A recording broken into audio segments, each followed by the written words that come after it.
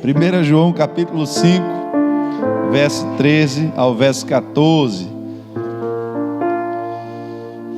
1 João capítulo 5, verso 13 ao verso 14.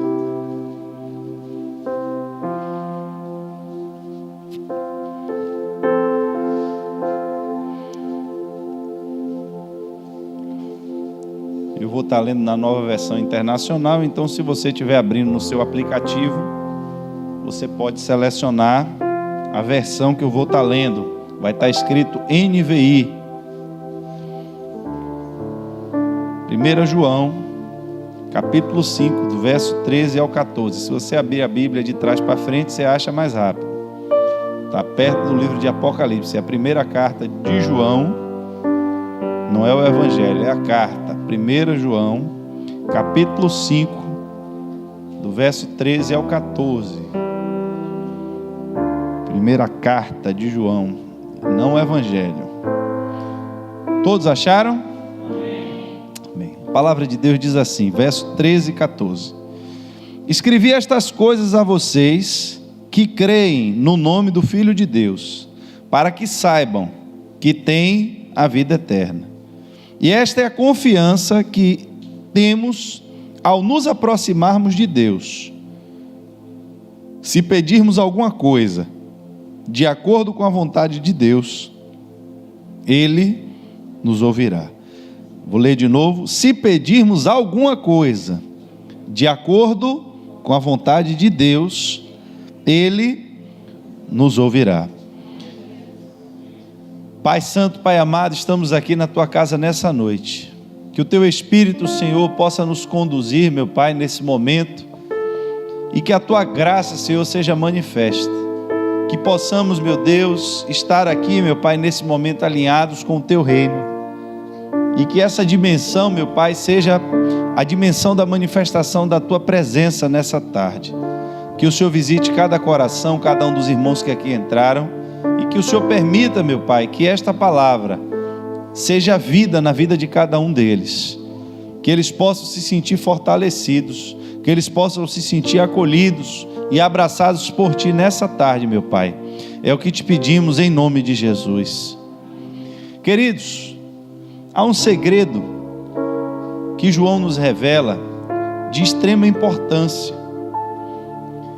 E eu quero nessa tarde compartilhar algo com você que eu tenho certeza que vai lhe ajudar muito na sua caminhada com Deus.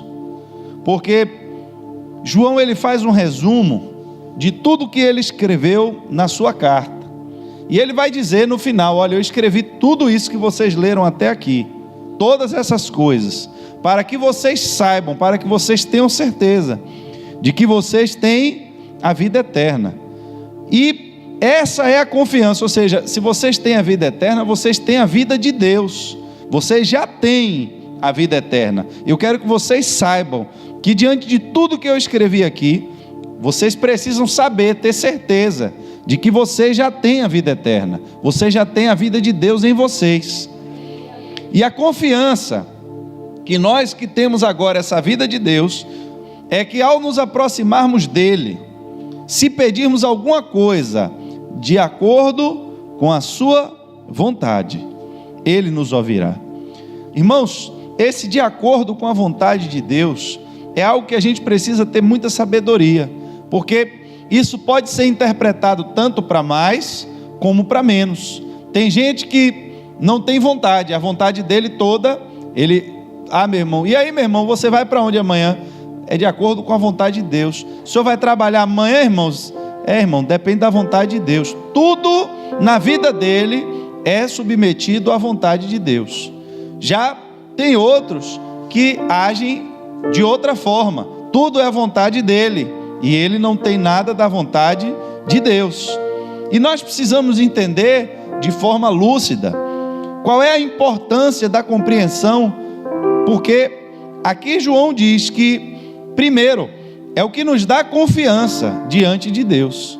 Eu escrevi tudo isso para que vocês saibam que vocês têm a vida eterna, mas a confiança mesmo que você vai ter É quando você começar a ter uma vida agora, é o que ele está dizendo em outras palavras, de orações respondidas.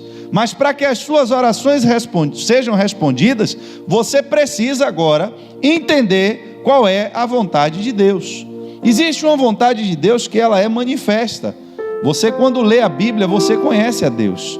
A Bíblia, ela revela o coração de Deus, revela a mente de Deus, como Deus pensa, como Deus age, o que Deus sente, está tudo na Bíblia.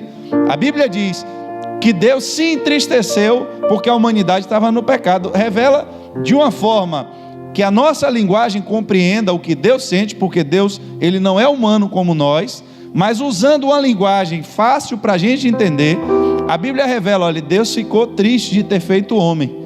A gente consegue entender o que ele está dizendo, embora você não consiga compreender a essência de Deus, mas você consegue sentir o que Deus sentiu, ou mais ou menos o que ele passou, quando você traduz isso para uma linguagem que faz uma comparação com o homem.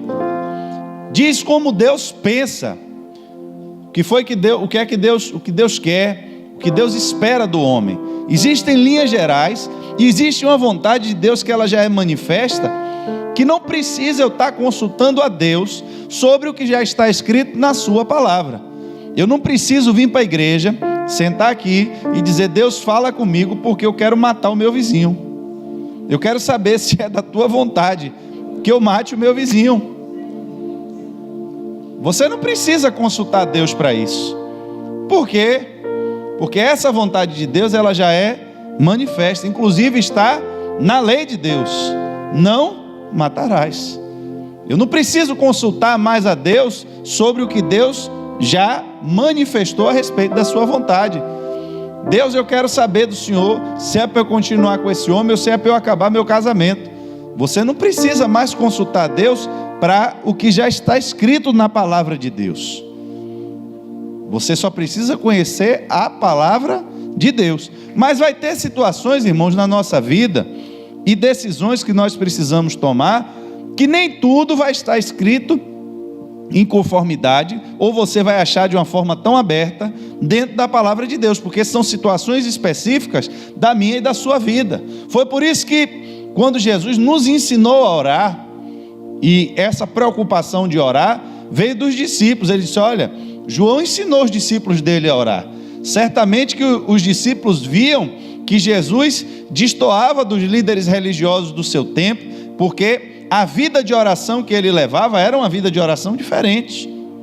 E eles viram que alguma coisa eles precisavam aprender naquele processo ali da oração. E disse, Senhor, então, talvez a oração que a gente aprendeu até aqui não seja a oração que o Senhor faz.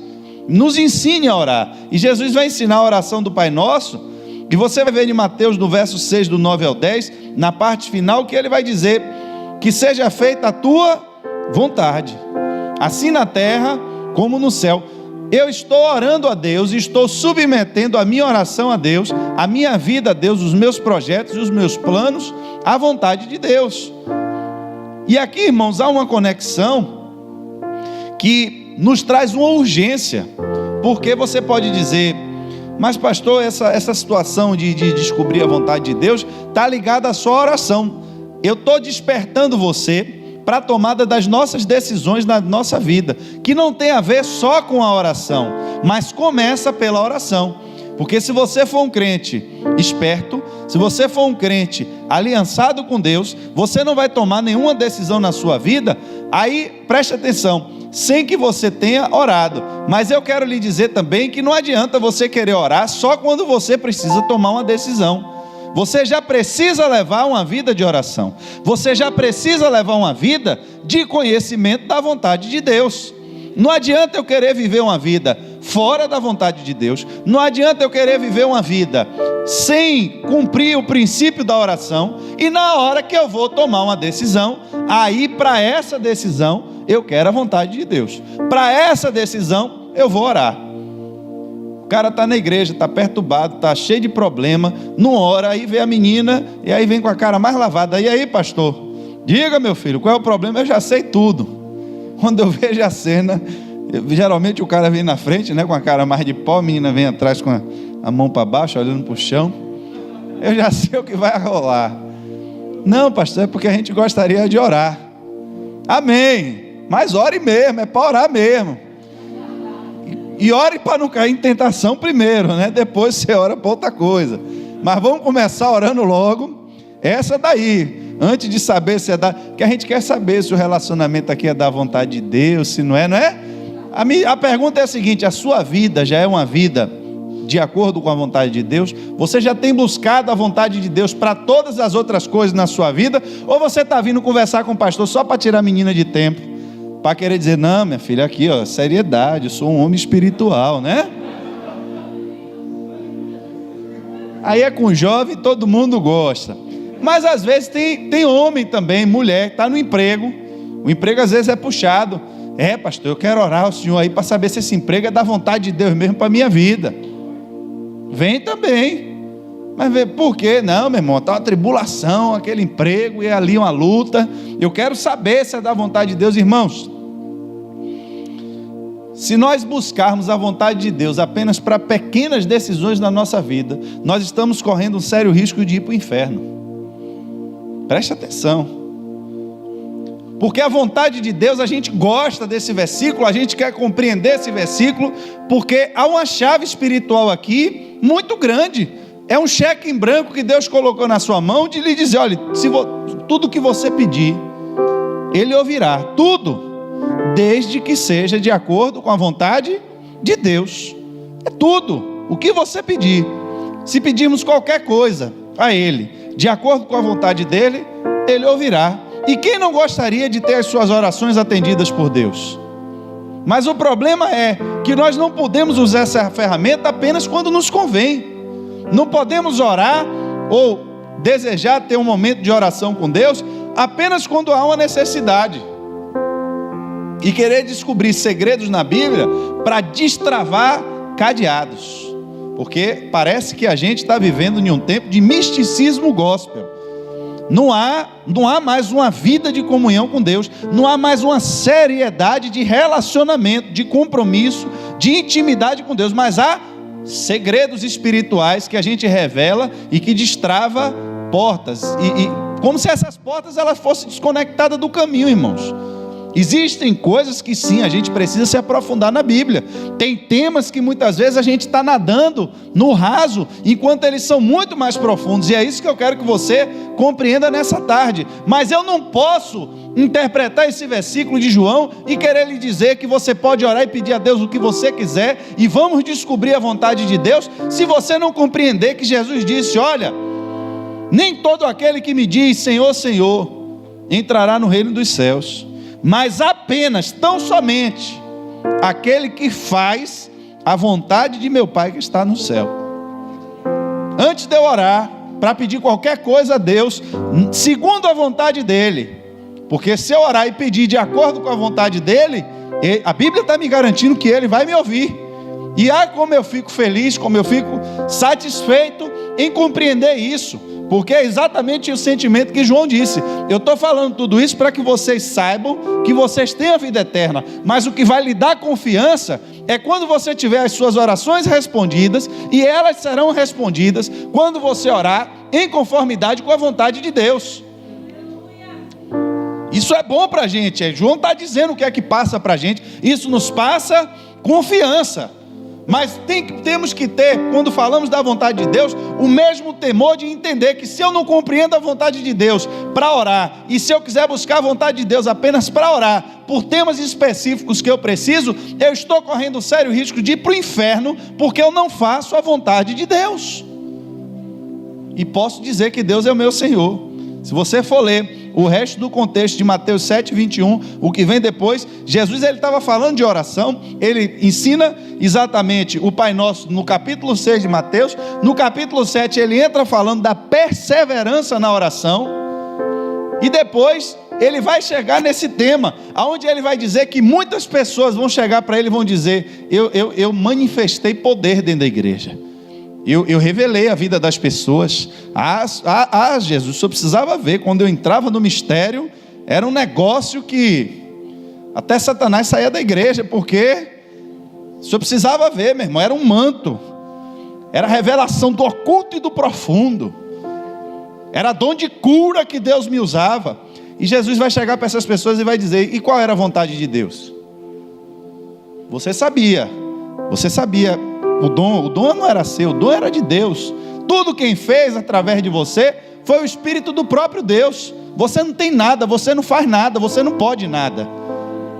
O que nós manifestamos já é o Espírito do próprio Deus. Quem fez não foi você, quem fez foi o Espírito de Deus através de você. Mas qual era a vontade de Deus? Não sei. Se você não sabe a vontade de Deus, você não pode agradar a Deus, você não pode fazer a vontade de Deus. E aí, irmãos, nós quando não conhecemos a vontade de Deus, começamos a tomar decisões equivocadas, começamos a nos meter em problemas espirituais, porque agimos de forma tola. Deus me despertou nesse tempo, eu estou compartilhando com vocês algo que Deus falou comigo, não foi com vocês. Agora eu vou passar a pancada para vocês, para eu não levar tudo sozinho. Mas primeiro veio em mim, veio para mim a porrada. Deus bateu e bateu seguro. Mas é para a gente se consertar, e eu quero me consertar. Eu quero que Deus fale. Eu quero que Ele fale mesmo. Se tiver qualquer coisa para corrigir, meu irmão, o tempo é agora, porque depois que morrer não adianta mais. E esse coronavírus está mandando um bocado de gente rápido. Vai que daqui a pouco é minha vez também. Eu quero estar pronto, porque eu estou cheio de gente para encontrar do outro lado, né? Então, até meu pai lá que chegou esses dias, então já também estou lá para encontrar ele. Tem que arrumar a vida, irmãos.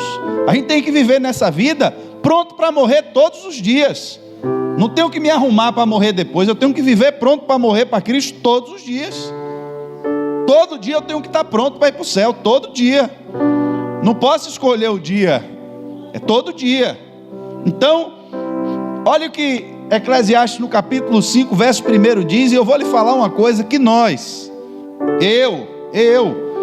temos feito muito, preste atenção. Eclesiastes 5:1 diz assim, ó: quando você for ao santuário de Deus, seja reverente, porque quem se aproxima para ouvir é melhor do que os tolos que oferecem sacrifício sem saber que estão agindo mal. O que é que a palavra de Deus está dizendo? Se você quer ter quem vai para a casa de Deus, quem vai ao santuário de Deus, vai para encontrar a presença de Deus, não é isso? E está dizendo que se você entrar na igreja, se você for crente, sentar no seu banco e não fizer nada na igreja, só ouvir a palavra de Deus, só isso, já é melhor do que você tentar fazer alguma coisa e fazer isso de forma que não agrade a Deus. É melhor, está dizendo aqui, é a Bíblia que está dizendo, é melhor você entrar. Qual é o seu cargo na igreja? Meu irmão, não tem um cargo nenhum. O que é que você faz para Deus? Não faço nada, só faço entrar e ouvir a palavra de Deus. Ih, meu irmão, para esse crente infrutífero, vai para o inferno. Irmão, preste atenção, a Bíblia em momento nenhum justifica e nem lhe incentiva a permanecer inerte na casa de Deus. Observe, mas ainda está dizendo que seria melhor você só entrar e ouvir, do que você arrumar alguma coisa para fazer, e que isso não seja recebido por Deus. Quantos cristãos será que havia na igreja primitiva? Um bocado. Qual o nome dos que a gente sabe? Poucos.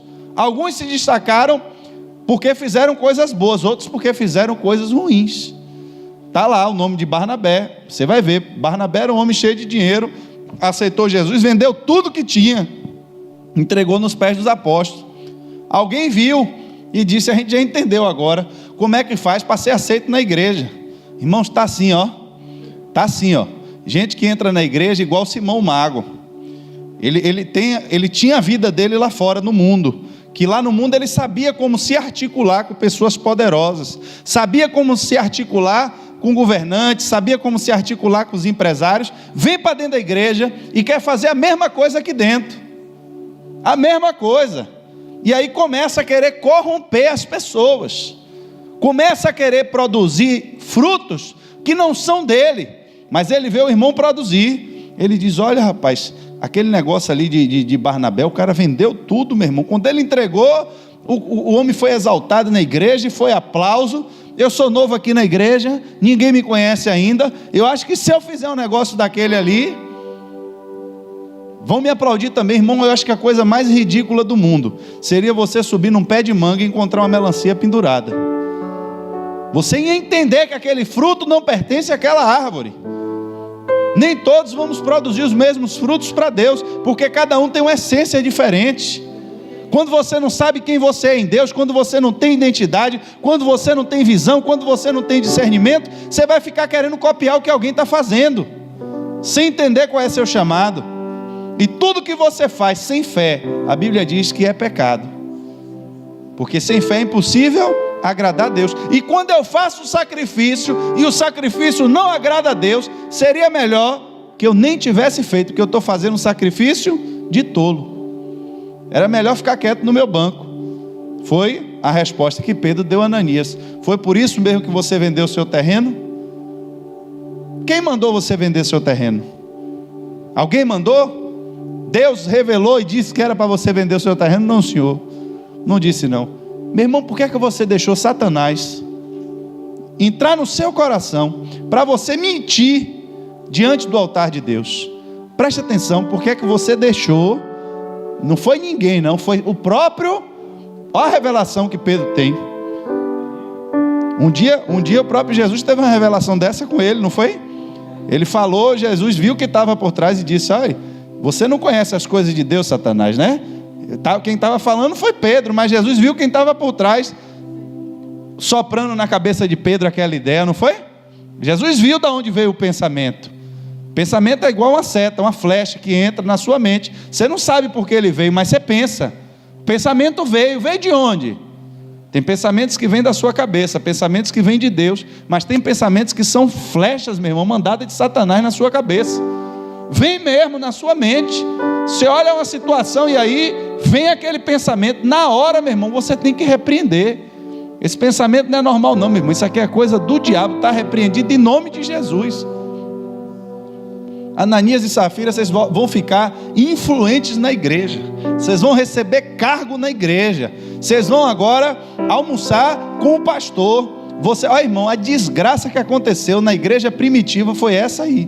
Pega a história da igreja, que você vai ver que a corrupção entrou na igreja, não foi no tempo da perseguição. A corrupção entrou na igreja. Vocês querem ir embora, irmão? Quer que eu acabe? Posso continuar? Estou perguntando por causa do horário. Tem toque de recolher? Pode continuar? Não, pronto. Depois edita esse negócio aí, viu, João? Corta aí. Depois você corta esse negócio aí. Eu nem vi o horário hoje, já foi, viu? Então presta atenção que ainda tem uns 20 minutos ainda mais aí para frente.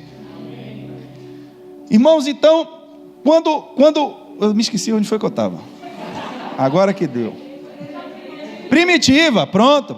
Olha, o pastor Eugênio pregou aqui nessa igreja e ele falou: ninguém cai, se acaba quando está no vale. Não foi isso? Mas cai quando está no monte, quando está em cima. Quando você já está no chão, irmão, você vai cair para onde? Mas quando você está no alto, a queda é grande, a queda é feia, quando está no alto. E aí, o que foi que a igreja aconteceu? Antigamente a igreja, no começo, a igreja era perseguida. É crente? Crente vai morrer.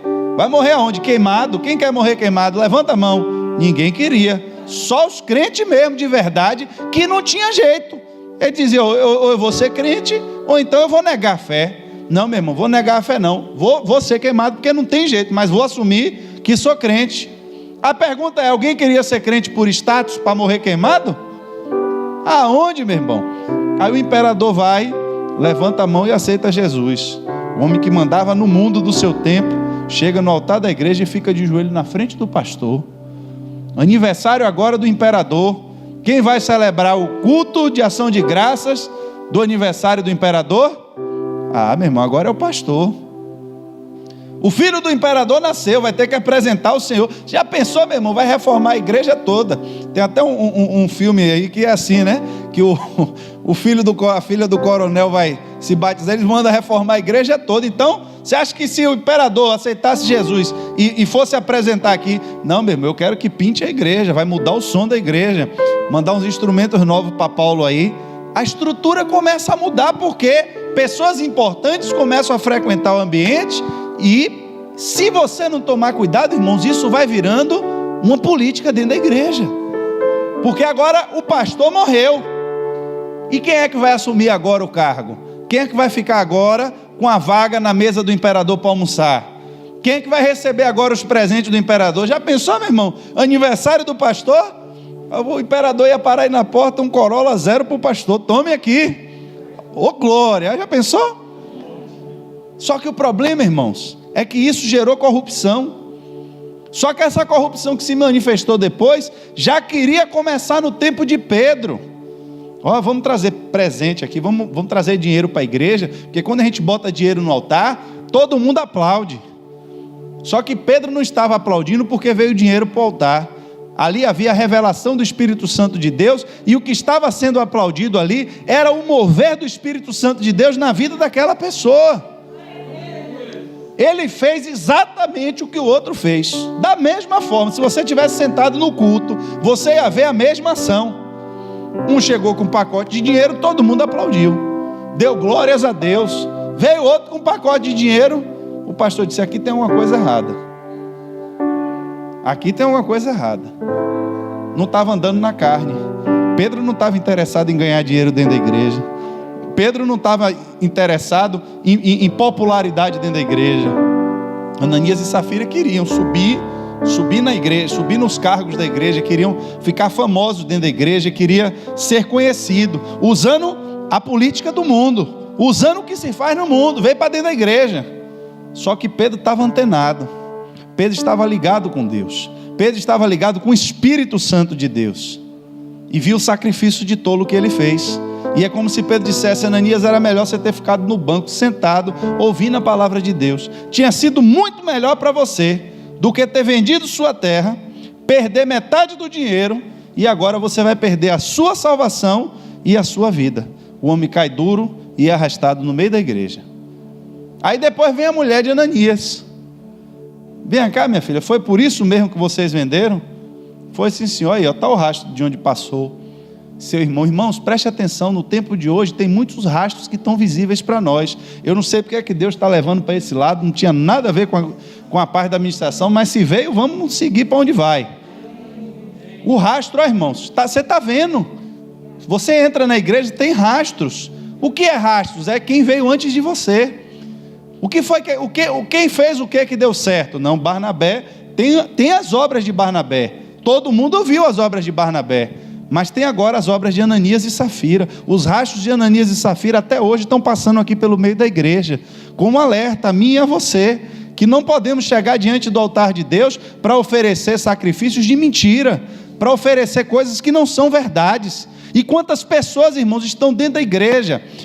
Eu não sei para quem é que Deus está falando, mas eu sei que tem um endereço aí certinho, batendo no coração aí. Quantas pessoas estão dentro da igreja se movendo, se sacrificando, mas não estão fazendo movidos pelo Espírito Santo de Deus, mas estão movidos de carnalidade, movidos de interesse, de segundas intenções. Irmãos, olhem pelo amor de Deus nessa tarde para os rastros de Ananias e Safira que ainda estão no meio da igreja.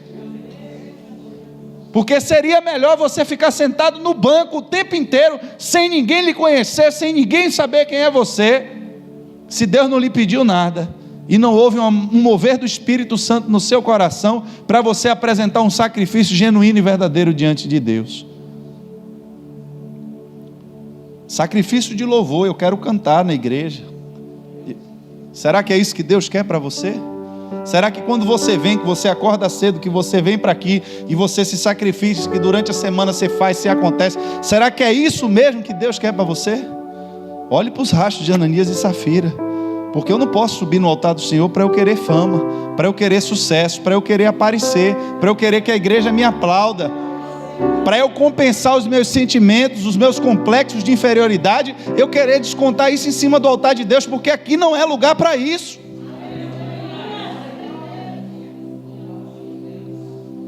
Eu destaquei, quem está acompanhando o plano de leitura bíblica, que me chamou a atenção, quando foram dividir Deus é mais. Beber uma água.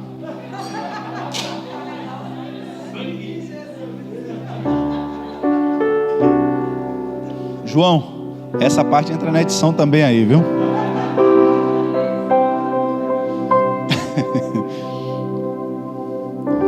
Quando vão separar os filhos de Levi, né, os sacerdotes, os filhos de Arão, aí vem a tribo de Coate. Ele diz: olha, para essa tribo, esse povo aqui, os descendentes de Coate, eles não vão carregar nada em carro de boi, não vão carregar nada em carros. Esses aqui vão ter que conduzir as coisas nas costas. Eu disse: rapaz, como Deus é preciso, e Ele é específico no ministério de cada um.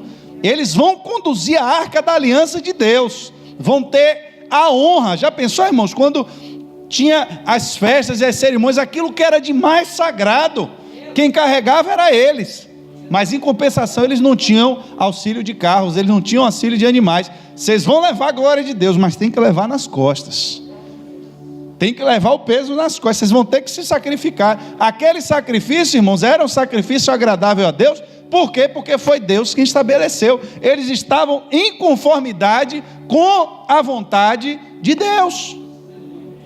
Se para eu orar e ter minha oração respondida, eu preciso estar alinhado com a vontade de Deus. Para que eu seja salvo, eu preciso levar uma vida em conformidade, fazendo a vontade de Deus. Se eu vou fazer algo na igreja, se eu vou apresentar um sacrifício a Deus, é preciso que o meu sacrifício esteja de acordo com a vontade de Deus.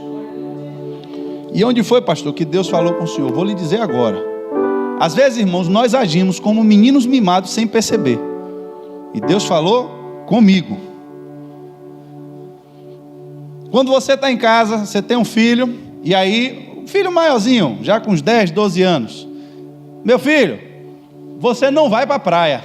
Mas por que eu não vou para a praia? Porque está chovendo. Choveu, mas já está fazendo sol. Eu sei, mas a água ainda está gelada, você não vai poder tomar banho. O que é que o menino faz? Faz birra, fica sentado no canto, e aí fica lá triste, achando que porque ele está daquele jeito, você vai mudar sua decisão, não é assim? Aí chega a hora de almoçar. Ô meu filho, bora almoçar. Vou almoçar não, estou sem fome. Aí, Dani já foi ligeiro aqui, já se colocou na situação. Estou sem fome. Está sem fome de verdade? Não. Mas ele quer mostrar que pelo sofrimento dele ali, que ele está sentindo uma dor, que ele está vivendo, né, um caos na vida dele, para ver se você se move para poder liberar o que ele quer. Irmãos, em nome de Jesus, preste atenção a isso hoje nessa tarde. Às vezes nós temos um problema e chegamos agora e dizemos: olha, meu irmão, eu vou entrar aqui agora numa campanha de oração, 4 horas da manhã. Eu estou falando de mim mesmo, viu? 4 horas da manhã, porque Deus vai ter que ver agora o meu sacrifício e vai ter que me responder. Vou entrar, irmãos, de um jejum. Eu conversei com uma pessoa, e essa pessoa, ela me disse: olha, eu fiz um propósito, foi onde Deus falou comigo, através dessa pessoa, e eu entendi tudo. A pessoa chegou e me disse: olha, eu estava com um problema, e eu cheguei diante de Deus e disse: olha, Deus, vou fazer aqui agora uma campanha de jejum, até o Senhor responder. Enquanto o Senhor não me der o que eu quero, eu não vou parar o jejum. Deus deu o que Ele quis. Levou 6 anos jejuando, todos os dias. O homem era muito, muito macho mesmo, né, para manter o propósito. Mas foi 6 anos, foram 6 anos.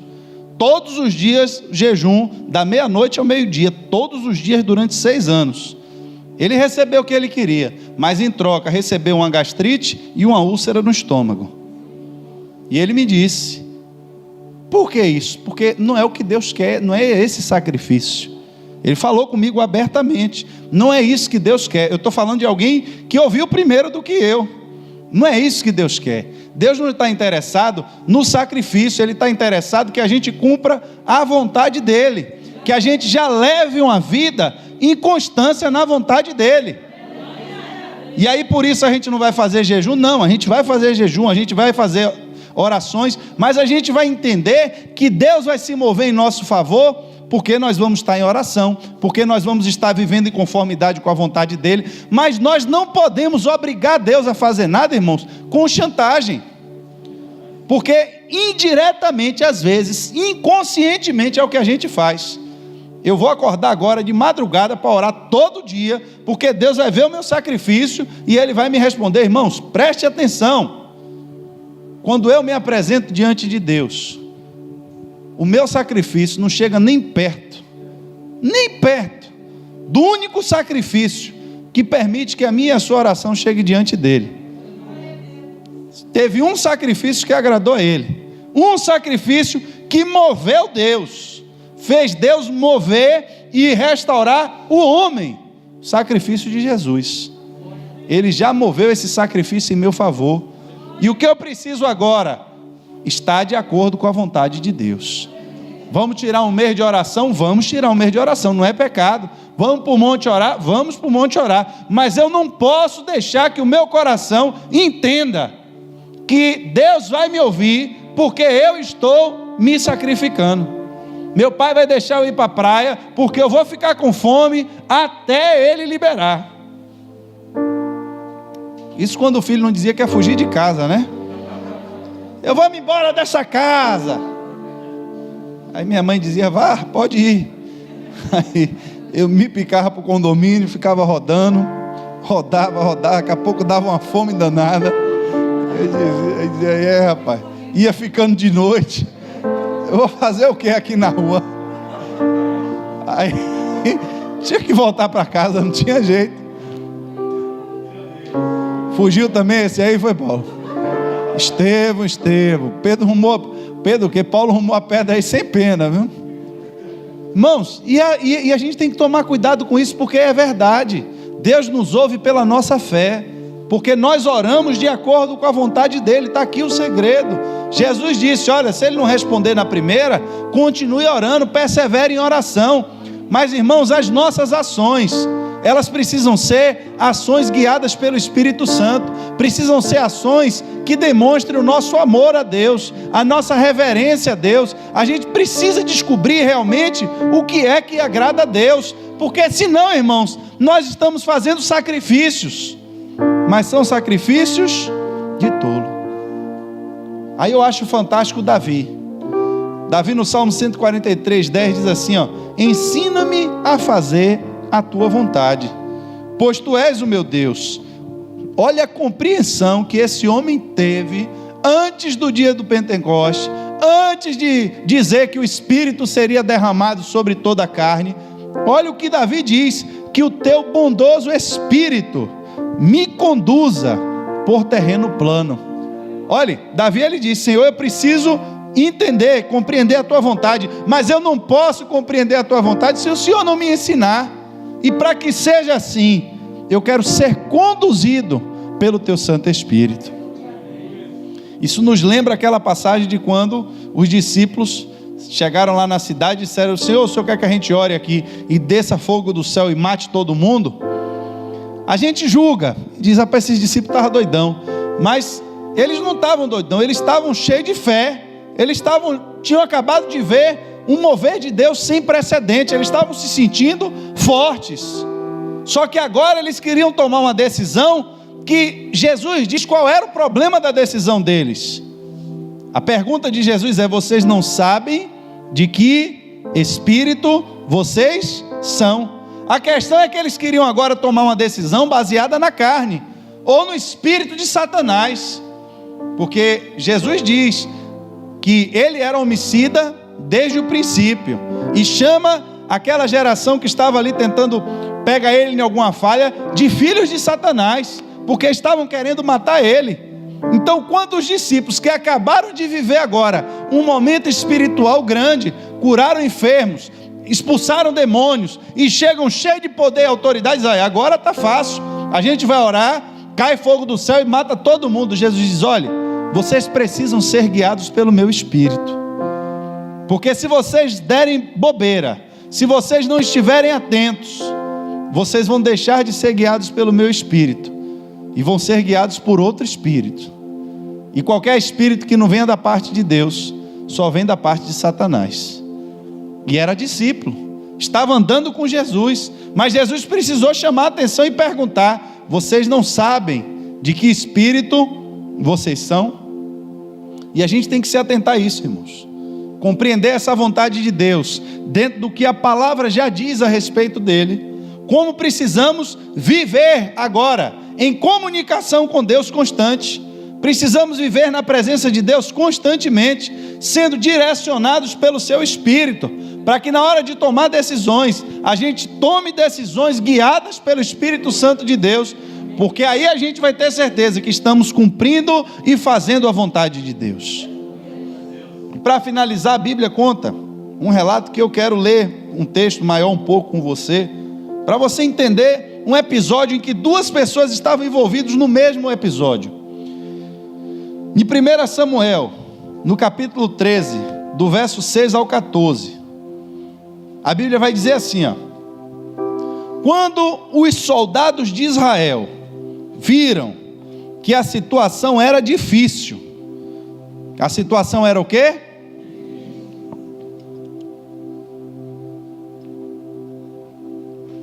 Quando os soldados de Israel viram que a situação era o quê, irmãos? E o que o seu exército estava sendo muito pressionado, preste atenção, uma situação difícil. E agora veio o que depois da situação difícil? Pressão. Estavam envolvidos em uma situação difícil, mas não era só uma situação difícil, mas eles estavam sendo muito pressionados. No meio da pressão, muita pressão, e no meio de uma situação difícil. A Bíblia diz que eles se esconderam em cavernas, se esconderam em buracos, entre rochas, em poços e cisternas. Alguns fugiram, atravessaram o Jordão para chegar à terra de Gade e de Gileade. Só que Saul ficou em Gilgal. E os soldados que estavam com ele tremiam de medo. Ele esperou 7 dias, o prazo estabelecido por Samuel, mas esse não chegou a Gilgal, e os soldados de Saul começaram a dispersar. E ele ordenou: tragam-me o holocausto e os sacrifícios de comunhão. Saul então ofereceu o holocausto. Quando terminou de oferecê-lo, Samuel chegou, e Saul foi saudá-lo. Perguntou-lhe Samuel: o que foi que você fez? E Saul respondeu: quando vi que os soldados estavam se dispersando, e que não tinha chegado no prazo estabelecido, e que os filisteus estavam reunidos em Micmas, pensei: agora os filisteus me atacarão em Gilgal, e eu não busquei ao Senhor. Preste atenção, eu pensei que eles iam me atacar, e que eu não havia buscado ao Senhor, por isso me senti obrigado a oferecer o holocausto. E disse Samuel: você agiu como tolo. A palavra aí, fez um sacrifício desobedecendo ao mandamento que o Senhor, o seu Deus, deu a você. Se você tivesse obedecido, ele teria estabelecido para sempre o seu reinado sobre Israel, mas agora o seu reinado não permanecerá, porque o Senhor procurou um homem segundo o seu coração e o designou líder do seu povo, pois você não obedeceu ao mandamento do Senhor. Saul, junto com o exército, estava debaixo de muita pressão. Estavam em uma situação muito difícil. Saul agora, irmãos, começa a sofrer por algo chamado ansiedade. Ele começou, como diz o irmão Val, subiu um Snoopy na cabeça dele. Lembra do Snoopy que subia na casinha e ficava ali pensando, imaginando coisas? Pois foi o que aconteceu com Saul. Não busquei ao Senhor, tô sem a presença de Deus aqui, e agora quem estava comigo já entrou em cisterna, já entrou em buraco, já fugiu, e quem não fugiu ainda está tremendo de medo. Eu estou nessa situação agora, debaixo de muita pressão e em uma situação muito difícil. Olha o se, não aconteceu ainda, o filisteu não veio ainda, não veio, não aconteceu, mas e se ele vier? Eu não busquei ao Senhor. Meu irmão, então o jeito que tem a gente oferecer agora um sacrifício.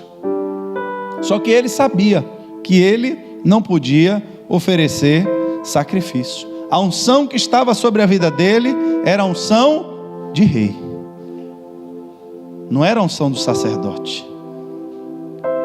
Mas pastor, a gente está na igreja, pastor.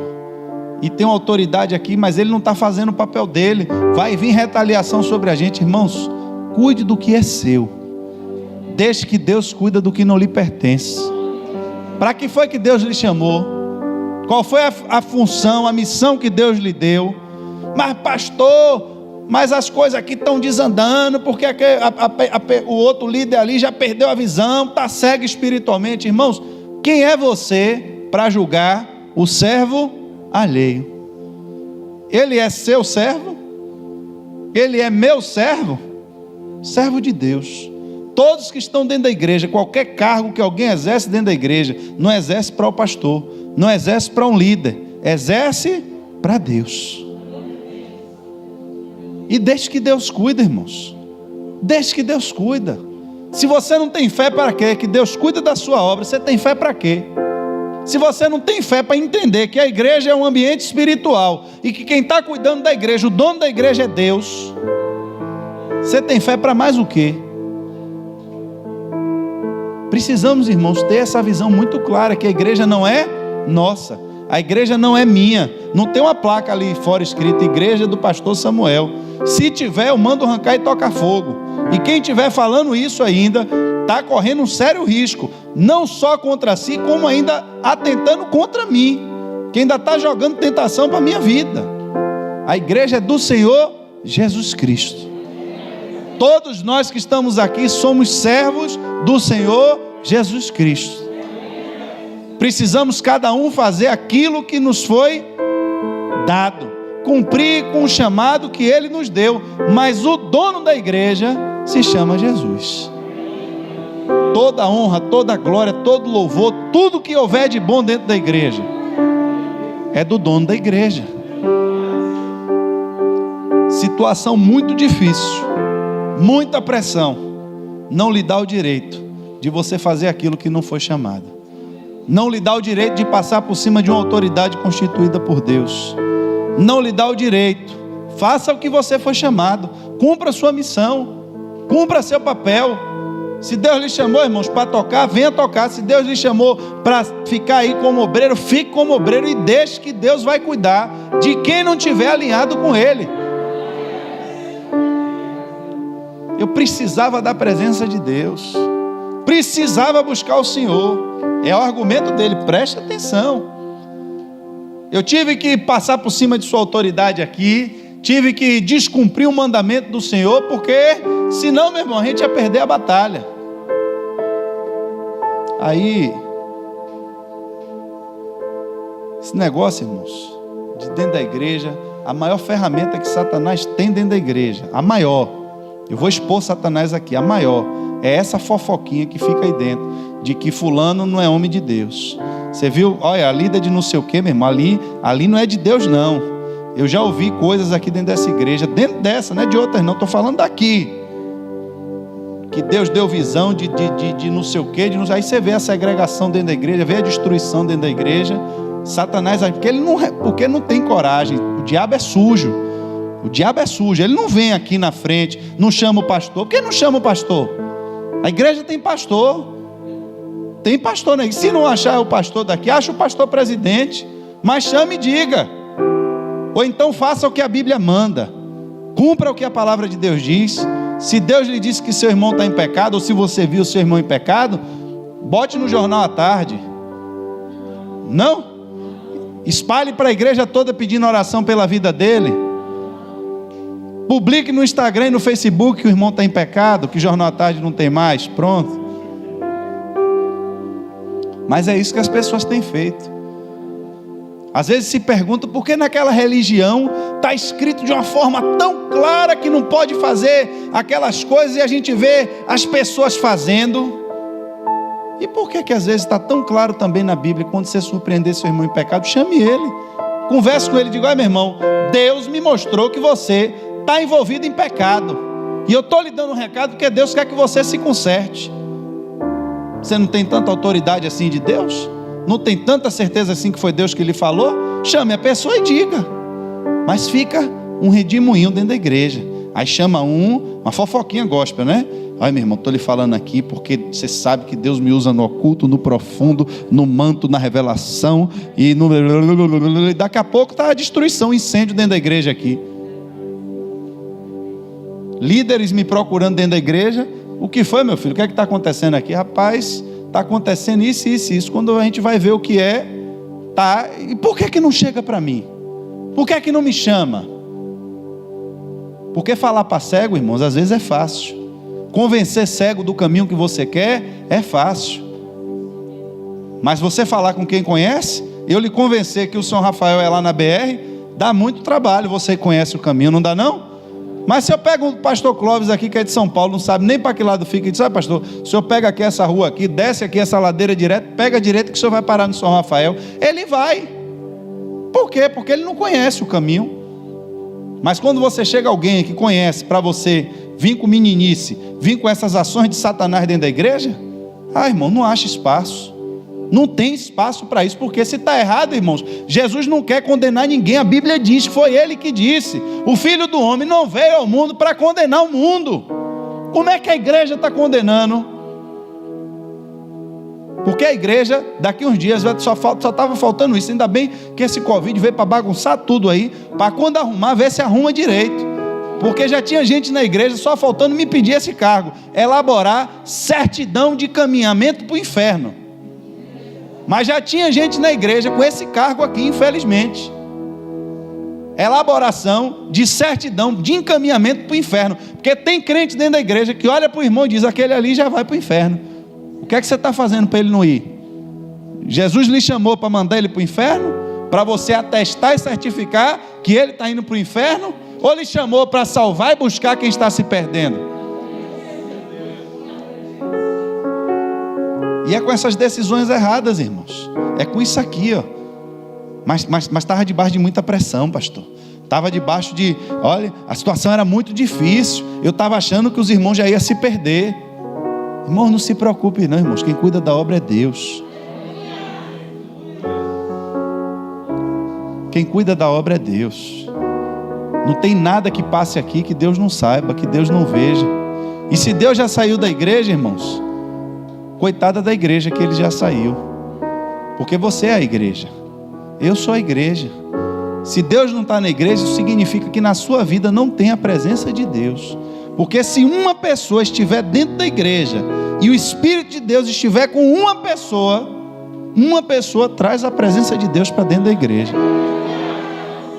Só precisa de uma. O apóstolo Paulo entrava em cidades, não era em igreja. Ele entrava em cidades. A presença de Deus não estava naquelas cidades. Ali o que havia era prostituição, roubo, adultério, morte. Mas quando Paulo chegava, a presença de Deus chegava com ele. Começava a mudar o ambiente, começava um tumulto na cidade, um burburinho na cidade. Por quê? Porque eram enfermos sendo curados, eram pessoas se arrependendo dos seus pecados, pessoas destruindo livros de idolatria, templos pagãos sendo expostos, doutrinas de demônios sendo expostas, irmãos, pela presença de Deus na vida de uma pessoa. Eu entro naquela igreja, não sinto a presença de Deus, é porque não está com você, não está em você. Porque se tivesse em você, você ia manifestar a presença de Deus ali. Você ia chegar e alguém ia dizer: rapaz, alguém chegou aqui diferente. Eu já vi isso, irmãos, eu já vi isso em culto. De eu estar ali no culto, aquele culto frio, chegar uma pessoa diferente, e a pessoa começar no canto: glória a Deus. Aí todo mundo olha e diz: o que é aquilo ali? É porque está aceso, é porque está vivo. O resto está tudo morto, mas um chegou e começa: glória a Deus. Aí daqui a pouco lá no fundo se arrisca também: ó, glória. E daqui a pouco vai pegando fogo e as pessoas vão entendendo, dizendo: o que é que tem diferente na vida daquela pessoa? É a presença de Deus. Você chega no trabalho, você não leva muito tempo ali, alguém para e lhe pergunta: vem cá, meu irmão, você é crente? Por quê? Porque a presença de Deus na sua vida é assim. Jesus disse: não tem como acender a lâmpada e esconder, meu irmão, debaixo, porque quando acende luz, luz é para ser exposta, é para colocar em lugares altos.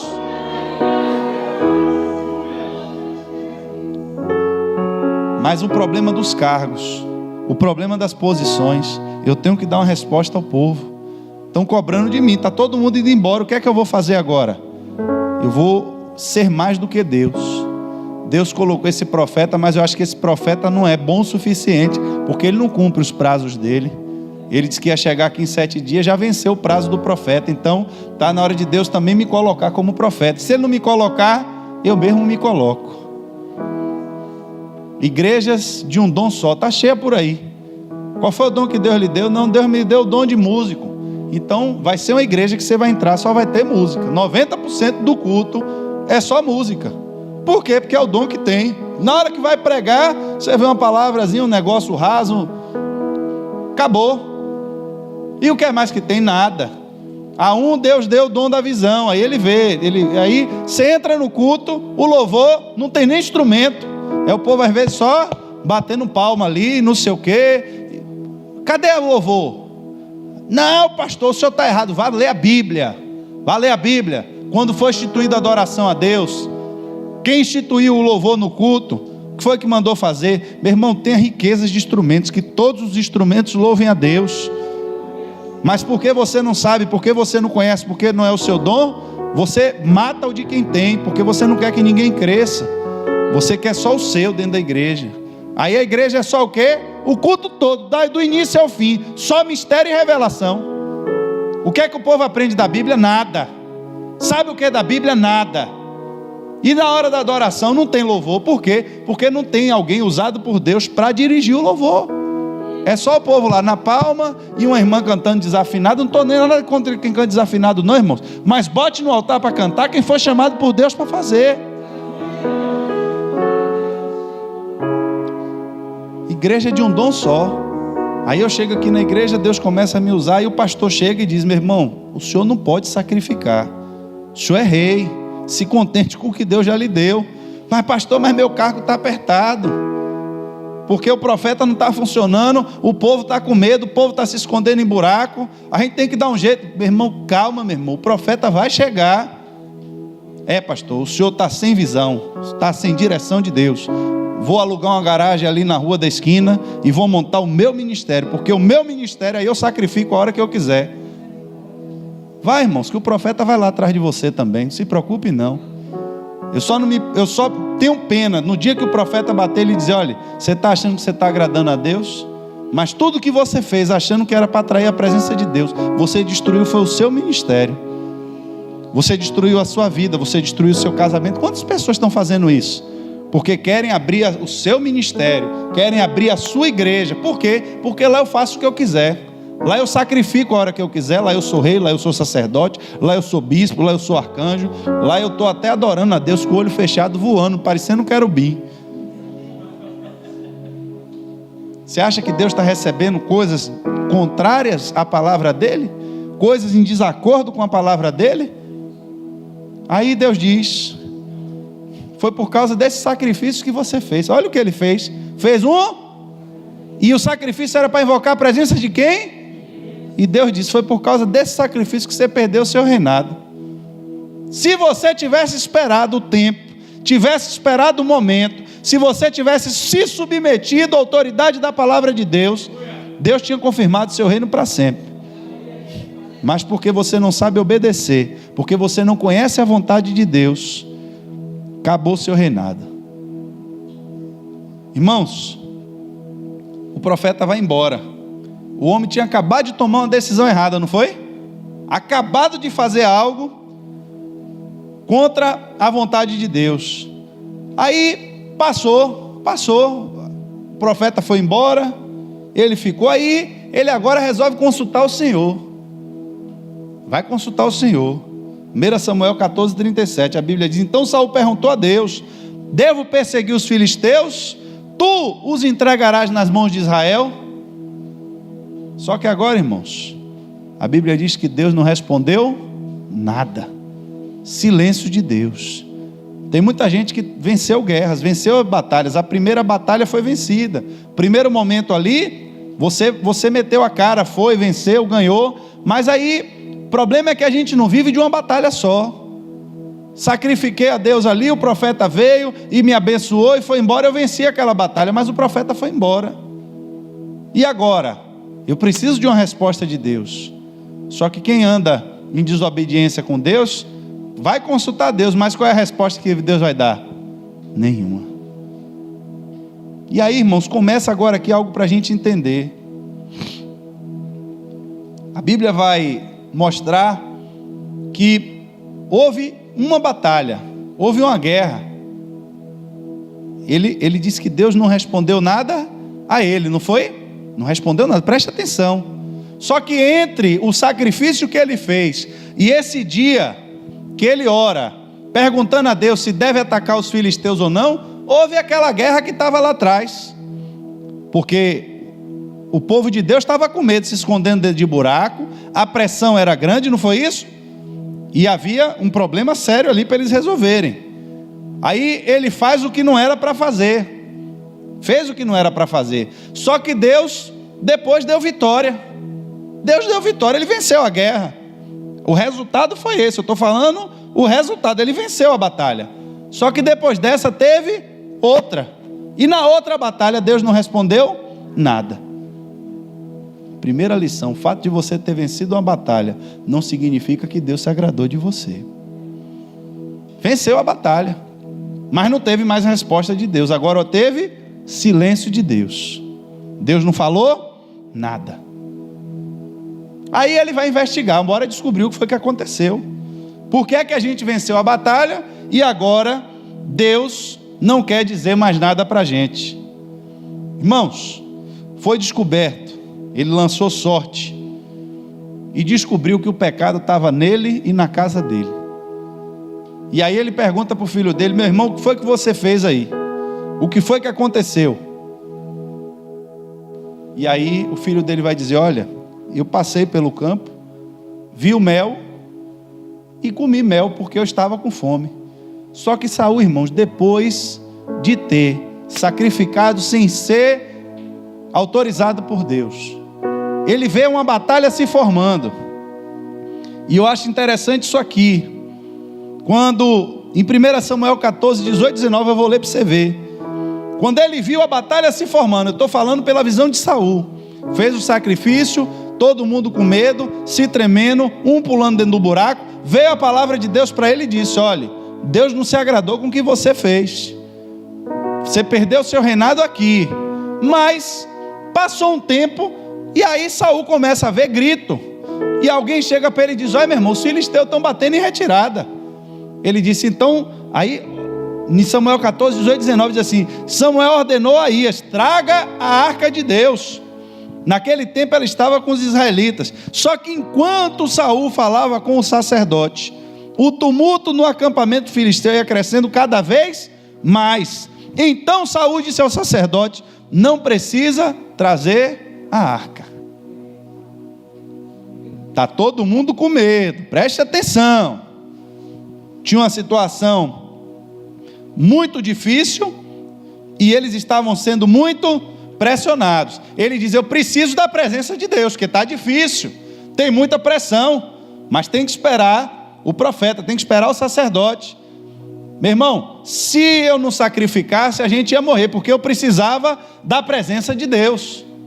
Na hora que a situação estava difícil e debaixo de muita pressão, ele fez o que não era para fazer. Depois ele vê a gritaria nos filisteus e diz: olha, alguma coisa está se movendo, vamos trazer a presença de Deus, vamos consultar o Senhor. Quando ele vê que a coisa vai ficando favorável, ele diz: não precisa mais da presença de Deus não, daqui para frente eu mesmo assumo. Daqui para frente eu mesmo assumo, agora está sob controle. Venceu aquela batalha, mas depois veio a outra, e na outra batalha ele consultou ao Senhor, e o Senhor não disse mais nada. Irmãos, Saul tomou uma decisão errada em cima da outra. Sacrificou invocando a presença de Deus quando ele não podia fazer. Quando era para ele agora perguntar a Deus o que era para fazer, como ele viu tudo favorável, ele disse: não, agora não precisa mais da presença de Deus. Olha o que Jonatas disse. Quando ele falou, ele soube do juramento, ele disse: então um dos soldados lhe disse: seu pai impôs ao exército um juramento severo, dizendo: maldito seja todo o que comer hoje, pois os homens estão exaustos. E Jonatas disse: meu pai trouxe desgraça para nós, veja como meus olhos brilham, desde que eu provei um pouco desse mel. Preste atenção, irmãos, o que é que aconteceu aí nesse meio de caminho? Jonatas disse: aí meu pai trouxe desgraça, porque ele disse aqui agora que não é para ninguém comer, era para invocar a presença de Deus, era a arca de Deus. Não precisa mais de arca de Deus. Nós não precisamos de arca de Deus, não precisa mais de presença de Deus, porque está tudo favorável. Então, se está favorável, olha aqui o que eu falei com você lá atrás, que às vezes a gente quer fazer sacrifício para chamar a atenção de Deus. Deus vai ser com a gente, porque agora só vai comer depois que a gente vencer a batalha. Estava todo mundo fraco, todo mundo com fome. Jonatas disse: será que se os soldados não tivessem alimentados, a vitória não seria ainda muito maior? Não precisava mais de sacrifício, não precisava mais de jejum. Por que Jonatas tinha essa convicção, irmãos? Porque Jonatas não agiu como Saul, guiado pela circunstância. Não foi assim: se está na pressão, eu desobedeço a Deus, eu quero a presença de Deus de qualquer jeito, nem que eu tenha que pecar para isso. Ou, se está tudo favorável, não importa o que Deus pensa, agora eu vou determinar como é que funciona, vou decretar jejum, e Deus vai ter que nos respaldar, porque a gente só come depois que a gente ganhar essa batalha. Jonatas, na verdade, foi quem ganhou essa batalha. A vitória, a presença de Deus não veio por Saul, mas veio por Jonatas. E o que foi que Jonatas fez? Jonatas não ficou olhando a circunstância, mas ele fez uma prova com Deus. Ele chamou o escudeiro dele e disse: olha, vamos atravessar na direção dos soldados e deixe que nos avistem. Se eles nos disserem: esperem aí até que cheguemos perto, vamos ficar aonde estamos e não vamos avançar. Mas se eles disserem: subam até aqui, nós subiremos, porque este é um sinal para nós de que o Senhor os entregou na nossa mão. Eu quero saber qual é a vontade de Deus. Eu quero saber qual é a vontade de Deus. Se Deus disser vá, eu vou. Se Ele disser não vá, eu não vou. Está Saul lá no meio do arraial, com um homem dentro do poço, um homem escondido na caverna, atribulado, fazendo sacrifício sempre que era para fazer. Aí o filho dele diz: eu vou pedir agora consulta a Deus. Quando Jonatas cai para dentro, que Deus disse vai, e ele começa a destruir, que começa a gritaria, e os filisteus começam a correr, Saul de lá vê, ele não sabe o que está acontecendo, mas ele diz: bom, já que Deus entregou na nossa mão, agora, meu irmão, vamos com o nosso braço. O que é que Saul tinha a ver com essa vitória? O que é que ele tinha a ver com a direção que Deus deu? Nada. Mas além disso, ainda impôs um negócio de um sacrifício injurioso. No dia de batalha, ele bota o povo para ficar com fome, cega espiritualmente, não conhece a vontade de Deus, não sabe qual é a direção de Deus, porque agora não precisa mais de arca de Deus, se está tudo favorável. Precisa buscar Deus, irmão, quando eu estou com a conta de luz para pagar. Precisa buscar Deus quando o cartão de crédito está vencido. Precisa buscar mesmo a presença de Deus quando a escola do menino está para despejar de lá porque não paga. Mas agora está tudo bem, agora o saldo está positivo, agora eu estou na conquista, agora eu estou na vitória. Irmãos, às vezes você está na vitória, mas foi alguém que pagou o preço por você. Às vezes foi alguém que clamou a Deus, fez uma oração pela sua vida e Deus ouviu. Você não sabe por onde veio a vitória para a sua vida. E qual é o segredo? Então por isso a gente vai... Não, irmãos, continue buscando a presença de Deus.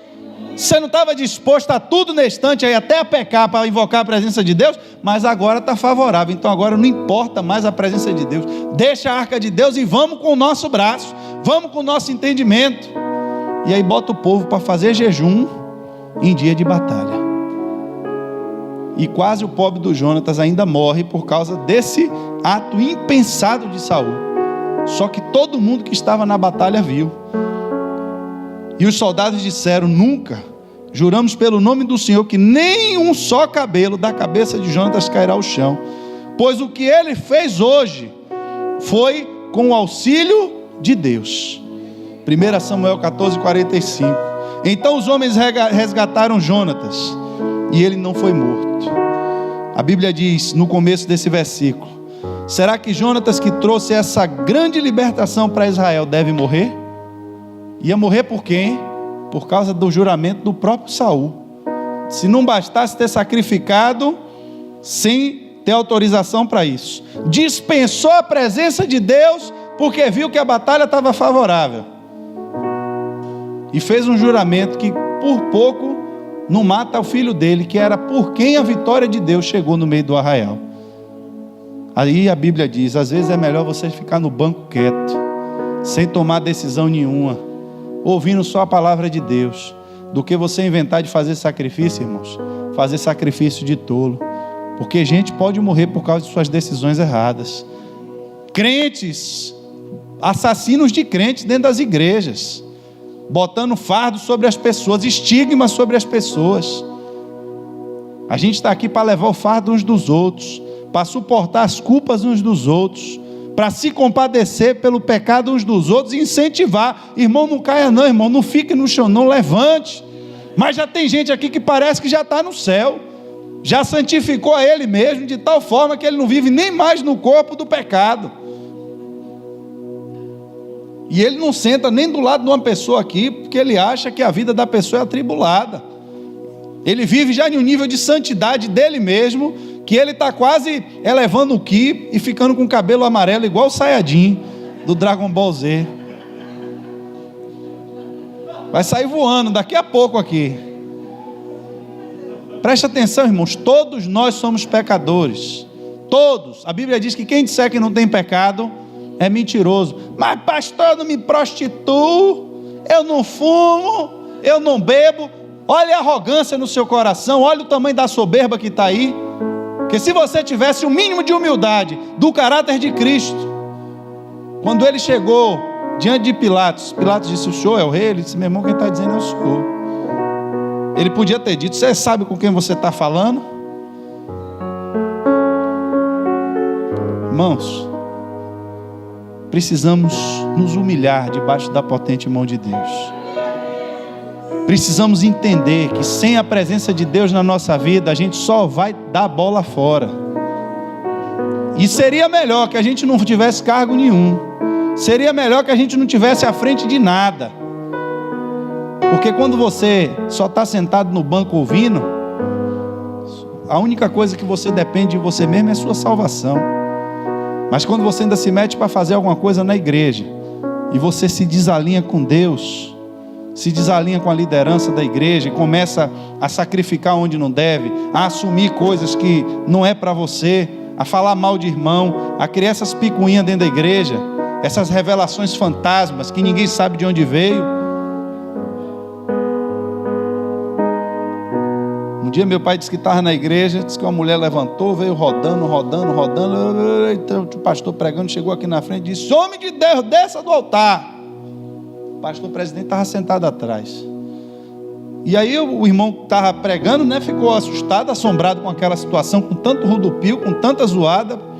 Parecia que tinha acendido uma panela de pressão dentro da igreja. E não sei como a mulher se equilibrou, chegou aqui na frente. Homem de Deus, desça no altar. O pastor presidente, irmão, que tinha visão espiritual mais apurada, tinha mais experiência, sensibilidade com o Espírito de Deus, levantou de lá, pegou o microfone e disse, minha irmã, o lugar de homem de Deus é em cima do altar, eu repreendo esse espírito de engano em nome de Jesus. A mulher caiu no chão. Por quê? Que profecia é essa? Homem de Deus, desça do altar. Olha quem está com a visão espiritual aguçada. Espera aí, meu irmão, tem alguma coisa errada. Homem de Deus, desça do altar. O lugar de homem de Deus é em cima do altar, mas aqui tem espírito de engano, sai em nome de Jesus. A mulher bufa no chão. E quantos espíritos de engano desses não estão destruindo igrejas por aí, destruindo vidas por aí, gente que está com a cabeça já perturbada, atribulada, e vai para o inferno, porque não consegue mais entrar na igreja para ver Jesus, só entra aqui para ver o defeito dos outros, para se comparar com o irmão do lado, para dizer assim, Senhor, está vendo eu aqui, não sou tão pecador aqui, eu começo publicano, que eu jejum, dou o dízimo, o senhor está entendendo como é meu processo aqui? Eu pago o preço. E Jesus está dizendo, meu filho, seu preço é nada, que preço quem pagou fui eu na cruz.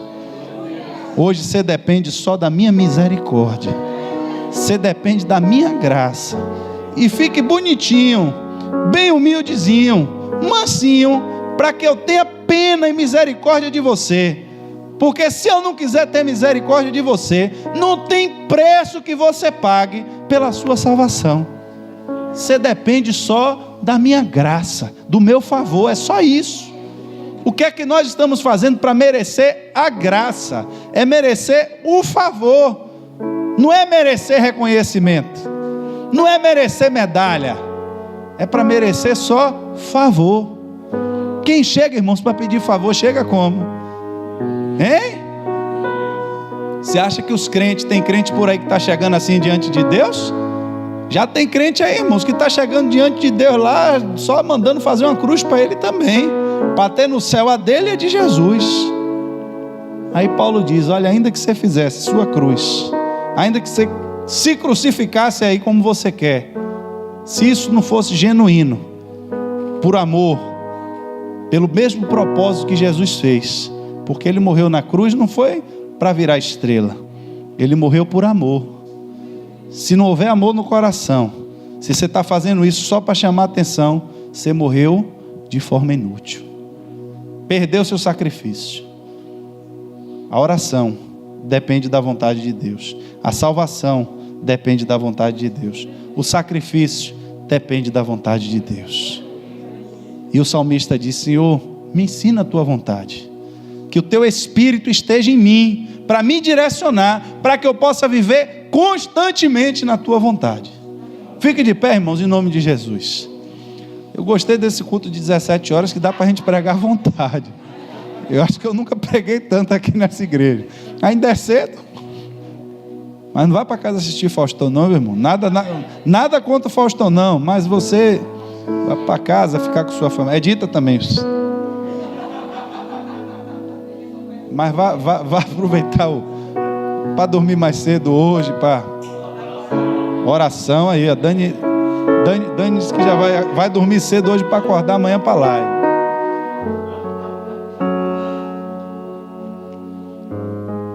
E eu vou dizer a vocês, esse sentimento, e eu estou revelando, abrindo mesmo meu coração a vocês, vocês sabem que eu não tenho essas fantasias de super crente.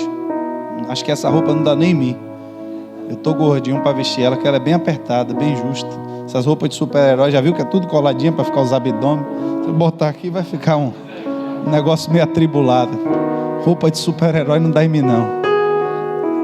Mas eu confesso aos irmãos que quando a gente se propõe a fazer uma campanha dessa, assim, 4 horas da manhã, cria na gente, irmãos, esse sentimento, que Deus vai se mover pelo nosso sacrifício, que Ele vai ver ali, ó, até vamos ficar em jejum o dia todo para a gente vencer a batalha. E às vezes não é isso que Deus quer. Às vezes o que Deus está esperando é o seguinte: você me consultou? Você me perguntou o que é que eu quero? Me perguntou qual é a direção? Se eu for e o cara disser que vai, é para eu ir, é porque o Senhor está comigo. Se ele disser que é para eu ficar, é para eu ficar. E Deus respondeu. E ele foi e deu certo. Mas o outro disse, agora que os filisteus já estão batendo em retirada, agora não precisa mais da presença de Deus não. Mas depois de uma batalha, irmãos, geralmente se levanta outra. Enquanto a gente estiver nessa terra aqui, sempre a gente vai ter luta. E a gente não pode permitir que a presença de Deus se afaste de nós. Feche seus olhos.